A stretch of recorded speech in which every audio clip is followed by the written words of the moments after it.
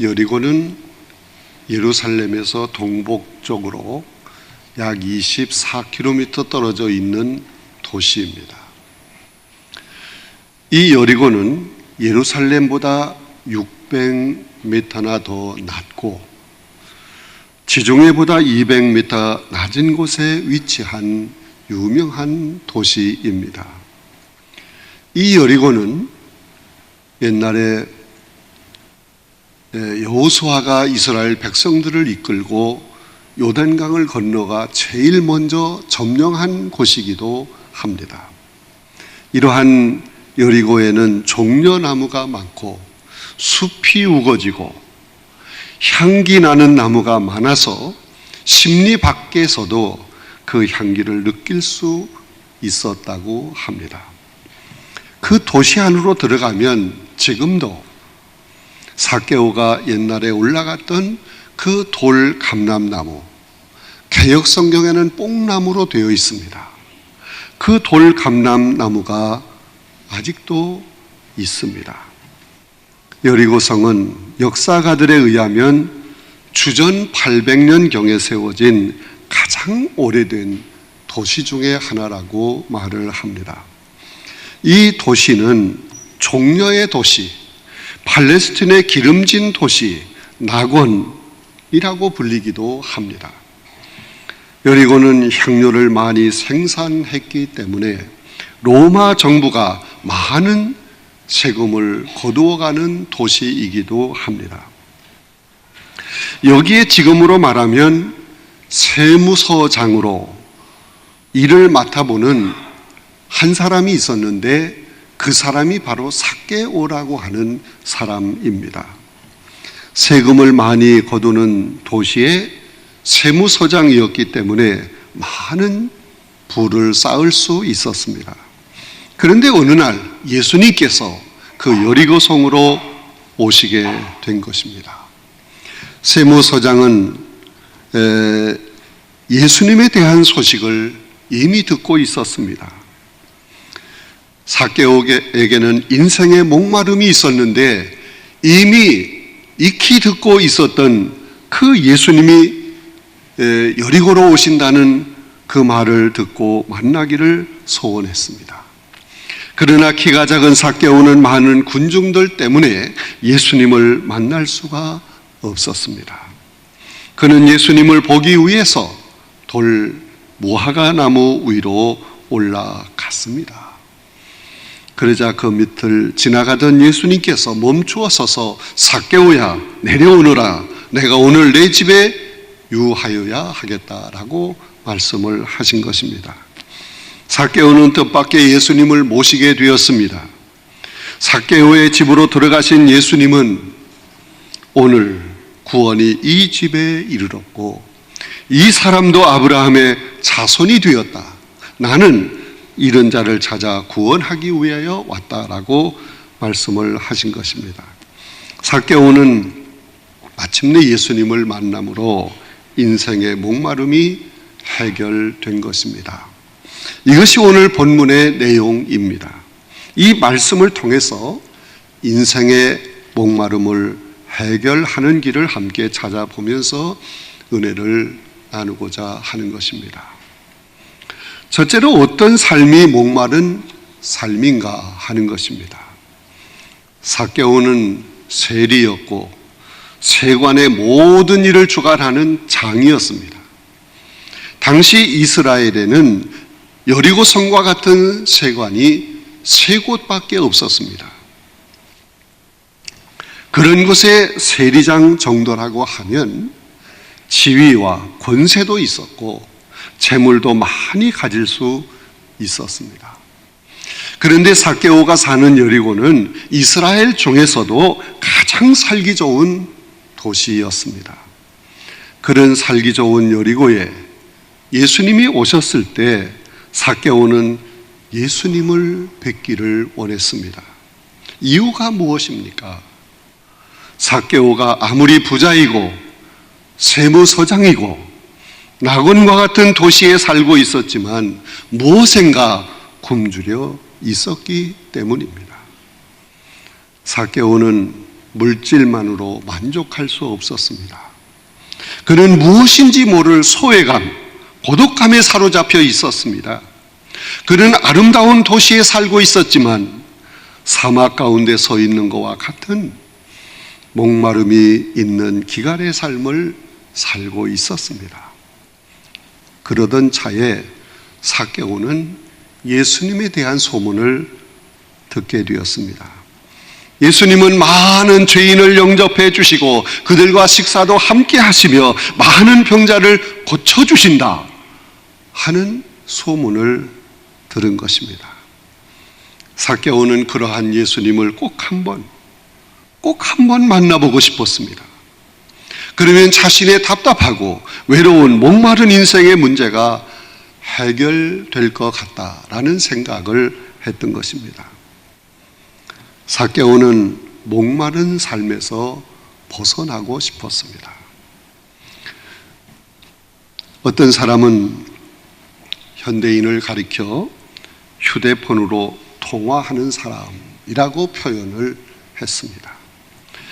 휴대폰을 들고 길을 걸어가면서 누구와 통화를 하는지 울었다, 웃었다, 큰소리 쳤다. 그래도 지나가는 사람들이 아무도 관심을 가져주지 않습니다. 엘리베이터라고 하는 작은 공간에 사람들이 타고 있을 때에도 각자가 휴대폰을 보면서 또는 그 휴대폰을 귀에다 대고 무엇인가 열중하고 있는 사람들을 많이 봅니다. 이것이 오늘의 현대인들이라는 것입니다. 더불어 사는 삶의 만족과 기쁨을 잃은 존재가 바로 삭개오와 같은 존재라는 얘기입니다. 사랑하는 성도 여러분, 참 만족을 얻을 수 있는 신앙을 찾지 못할 때 우리는 모든 것에 불안과 초조 그리고 회의를 느끼게 됩니다. 그래서 아우구스티누스라고 하는 철학자는 기도 중에 이런 기도를 했습니다. 주여, 당신은 당신 자신을 위해서 우리를 지으셨습니다. 그러므로 우리가 당신 품 안에서 쉼을 얻기까지 참된 안식을 찾을 수 없습니다. 유명한 덴마크의 철학자 키일케고르는 많은 사람이 맨션을 짓기 위해 시간을 보내지만 맨션을 다 짓고 나면 그 속에서 행복한 삶을 살기보다는 강아지가 강아지 집 속에서 사는 것과 같다, 그런 표현을 했습니다. 강아지와 같은 심정으로 의미도 없고 방향도 없이 하루하루 그냥 던져진 삶을 살아가고 있다는 얘기입니다. 하나님이 없이 살아가는 인생이 바로 그렇게 참 기쁨도 없이 평안도 없이 의미 없는 삶을 살 수밖에 없는 것입니다. 유명한 정신의학자 칼 융은 말하기를 인간의 권위의 한계를 느낄 때 적어도 3가지 심리적 현상이 나타난다고 하였습니다. 그 3가지 심리 현상이 뭘까요? 첫 번째 현상은 불안입니다. 어떤 공격을 받았기 때문에 불안한 것이 아니라 그냥 공연히 불안하다는 얘기입니다. 물질적인 풍요와 우상 숭배가 우리를 더욱 불안하게 하는 것입니다. 30년 동안 우상 숭배를 하던 집이 완전히 개종을 해서 예수를 믿는 신앙생활을 하기 시작했습니다. 그 집의 자녀들이 이런 이야기를 했답니다. 이제는 더 이상 우상을 섬길 수 없습니다. 구슬을 할 때만 뭔가 조금 이상해지는 것 같은데 그것이 지나면 아무 소용이 없는 그런 우상 숭배는 더 이상 할 필요가 없습니다. 그래서 어머니를 설득해서 그 어머니를 모시고 교회에 나오게 되었다는 얘기입니다. 물질 지상주의는 우상 숭배와 같아서 불안을 가져오게 되는 것입니다. 물질로 인간의 권위마저 침해를 당하게 되므로 불안할 수밖에 없는 것입니다. 두 번째 현상은 뭐냐? 억압된 감정이라고 하는 것입니다. 물질과 명예와 지위가 오히려 우리를 짓누르고 속박하고 있다는 얘기입니다. 그래서 억압된 감정 속에서 갇혀서 산다는 얘기입니다. 세 번째 현상은 고독이라고 했습니다. 현대인은 고독합니다. 실패와 좌절감 속에서 느끼는 고독감. 아무리 좋은 환경 속에 있더라도 고독한 나를 느끼며 살아가고 있다는 것입니다. 이것이 현대인이 피할 수 없는 것들이라고 했습니다. 신앙의 대상을 찾기 이전에는 이러한 목마름을 해결할 수 없는 것입니다. 현대인이 그리스도를 만나기 이전에는 참 만족이 없는 삭개오와 같은 목마른 인생을 살 수밖에 없는 것입니다. 두 번째, 목마름을 해결하기 위해서 예수 그리스도를 만나야 합니다. 삭개오는 예수님이 지나가신다는 소식을 듣고 예수님을 만나러 나갔습니다. 그러나 예수님을 만나는데 큰 어려움이 있었습니다. 삭개오는 키가 작았습니다. 키가 작은 삭개오는 군중들에게 둘러싸여 있는 예수님을 도무지 볼 수도 만날 수도 없었습니다. 그렇다고 그 틈을 비집고 들어갈 수도 없었습니다. 그러나 삭개오는 포기하지 않았습니다. 적극적인 방법을 취했습니다. 삭개오는 돌무화과 나무 위로 올라갔습니다. 체면과 지위를 생각하지 않고 어린아이처럼 돌무화과 나무로 올라갔습니다. 그리고 예수님을 유심히 쳐다보았습니다. 그는 인간적인 수평선상에서는 주님을 만날 수 없기 때문에 돌무화과 나무 위로 올라가는 수직적인 노력을 기울였던 것입니다. 오늘날 성도 중에는 예수를 믿는다고 하지만 조금만 어려움이 닥쳐오고 힘든 일이 닥쳐오면 그것을 극복하기 위해서 필사적인 노력을 하기보다는 신분과 체면을 생각하면서 참고 견디며 적당히 예수를 믿으려고 하는 사람들이 많습니다. 그래서 주님을 진정으로 온전히 만나지를 못하는 것입니다. 우리는 주님을 만나기 위해서 필사적인 노력을 다해야 합니다. 주님을 만나야 우리의 나의 문제가 해결될 수 있습니다. 목마름이 해결될 줄로 믿습니다. 어느 책에서 요나단 에드워드 목사님에 대한 글을 읽었습니다. 그 에드워드 목사님이 심호하는 교회 바로 담장 옆에 아주 방탕한 술주정뱅이가 살고 있었습니다. 그런데 하루는 이 술주정뱅이가 얼굴이 하얗게 질려서 벌벌 떨며 목사님에게 달려왔습니다. 이유를 물었더니 꿈을 꾸었대요. 꿈속에서 어떤 사람이 나타나 말하기를 내가 만일 회개하지 않으면 내년 오늘 너를 데려갈 것이다. 그런 말을 했다는 겁니다. 그러면서 새파랗게 질려서 벌벌 떠는 거예요. 그 말을 들은 목사님은 그러면 이제부터 술과 도박을 완전히 끊고 교회에 열심히 나오세요. 그러면 해결됩니다. 술주정뱅이는 결심을 하고 술과 도박을 확실하게 끊고 교회에 출석하기를 시작했습니다. 열심히 교회에 출석했어요. 그런데 어느 날부터 교회를 한 번, 두 번 빠지기 시작합니다. 그래서 목사님이 그에게 물었어요. 왜 열심히 식어졌습니까? 왜 열심을 잃어버렸습니까? 그러자 술주정뱅이가 뭐라고 대답을 했겠습니까? 목사님, 아니 제가 꾼 그 꿈을 믿습니까? 그건 개꿈입니다. 그것을 믿는 사람이 어리석지요. 그러면서 아예 교회를 출석하지 않았다는 겁니다. 그러던 어느 날 이 술주정뱅이가 술을 먹고 계단을 올라가는데 높은 계단이었습니다. 발을 헛디뎌서 밑바닥까지 굴러 떨어졌어요. 그리고 그 자리에서 즉사하고 말았어요. 근데 그날이 바로 1년 전 꿈을 꾼 그날이었답니다. 하여튼 뭐 믿거나 말거나 그렇답니다.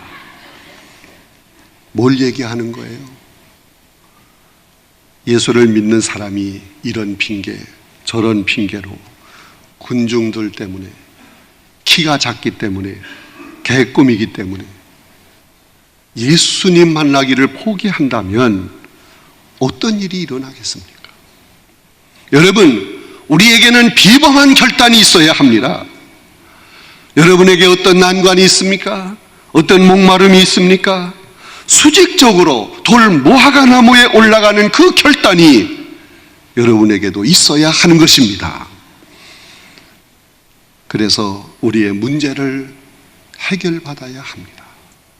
인생의 목마름이 해결되어야 합니다. 어느 왕이 학자들을 모아놓고 성공의 비결을 써보라고 말을 했어요. 여러 학자들이 각기 성공의 비결에 대해서 장황한 글을 써서 올렸습니다. 글을 다 모아서 책을 만들었는데 12권의 책이 나왔습니다. 왕은 너무 분량이 많으니 좀 줄여보라고 부탁을 했습니다. 몇 권으로 줄였습니다. 왕은 또 부탁을 합니다. 그것도 많아. 한 줄로 줄여보라고. 성공의 비결이 뭔지 한 줄로 줄여보라고. 그래서 한 줄로 줄여가지고 왔습니다. 그 한 줄의 글이 뭘까요? 노력 없이는 되는 것이 없다. 여러분, 우리 주님을 쉽게 만나려고 하지 마세요. 삭개오처럼 돌 무화과 나무로 올라가는 것과 같은 수직적인 노력이 필요한 것입니다. 오직 주님과 1:1로 만나서 주님을 바라보고 주님을 의지하고 주님께 매달려 간구해야 합니다.